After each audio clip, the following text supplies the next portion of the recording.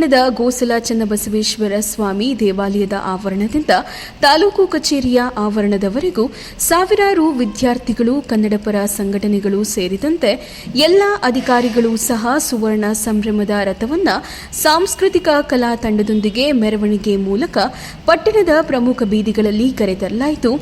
ಕರ್ನಾಟಕ ಎಂಬ ಹೆಸರು ಬಂದು 50 ವರ್ಷವಾದ ಹಿನ್ನೆಲೆಯಲ್ಲಿ ಈ ವಿಶೇಷವಾದಂತಹ ಕಾರ್ಯಕ್ರಮವನ್ನು ತಾಲೂಕು ಆಡಳಿತ ಹಮ್ಮಿಕೊಂಡಿದ್ದು, ಕನ್ನಡ ನಾಡು, ನುಡಿ, ಸಂಸ್ಕೃತಿ ಇನ್ನು ಸಾವಿರಾರು ವರ್ಷಗಳ ಕಾಲ ಉಳಿಸಿ ಬೆಳೆಸುವಂತಹ ಕೆಲಸ ಕನ್ನಡಿಗರದ್ದು ಆಗಬೇಕು ಎಂಬ ಜಾಗೃತಿ ಮೂಡಿಸುವಂತಹ ವಿಶೇಷ ಸಂಭ್ರಮಾಚರಣೆ ಇದಾಗಿದೆ. ಇದೇ ಸಂದರ್ಭದಲ್ಲಿ ಮಾತನಾಡಿದ ಜಿಲ್ಲಾ ಕನ್ನಡ ಸಾಹಿತ್ಯ ಪರಿಷತ್ ಅಧ್ಯಕ್ಷ ಸಿದ್ದಲಿಂಗಪ್ಪ, ಕರ್ನಾಟಕದಲ್ಲಿ ಕನ್ನಡಿಗರೇ ಸಾರ್ವಭೌಮರು. ನಮ್ಮ ನಾಡು, ಭಾಷೆ, ಸಂಸ್ಕೃತಿಗೆ 2000 ವರ್ಷಗಳ ಇತಿಹಾಸವಿದ್ದು ಮತ್ತಷ್ಟು ಸಾವಿರಾರು ವರ್ಷಗಳ ಕಾಲ ಅದನ್ನು ತೆಗೆದುಕೊಂಡು ಹೋಗುವಂತಹ ಜವಾಬ್ದಾರಿ ನಮ್ಮೆಲ್ಲರ ಮೇಲಿದೆ. ಗುಬ್ಬಿ ಹಲವು ಸಾಹಿತಿಗಳನ್ನ, ನಾಟಕಕಾರರನ್ನ, ಕವಿಗಳನ್ನ ನೀಡಿರುವಂತಹ ವಿಶೇಷವಾದ ಊರು.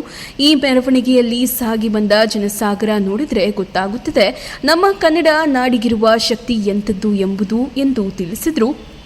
ಇದೇ ಸಂದರ್ಭದಲ್ಲಿ ತಹಸೀಲ್ದಾರ್ ಬಿ ಆರತಿ, ತಾಲೂಕು ಕಾರ್ಯನಿರ್ವಾಹಕ ಅಧಿಕಾರಿ ಪರಮೇಶ್ ಕುಮಾರ್, ಕನ್ನಡ ಸಾಹಿತ್ಯ ಪರಿಷತ್ ಅಧ್ಯಕ್ಷ ಯತೀಶ್ ಸೇರಿದಂತೆ ಪಟ್ಟಣದ ಪಂಚಾಯಿತಿಯ ಸದಸ್ಯರುಗಳು, ವಿವಿಧ ಸಂಘಟನೆಯ ಪದಾಧಿಕಾರಿಗಳು, ತಾಲೂಕು ಮಟ್ಟದ ಅಧಿಕಾರಿಗಳು, ಕನ್ನಡ ಅಭಿಮಾನಿಗಳು, ವಿದ್ಯಾರ್ಥಿಗಳು ಭಾಗಿಯಾಗಿದ್ದರು.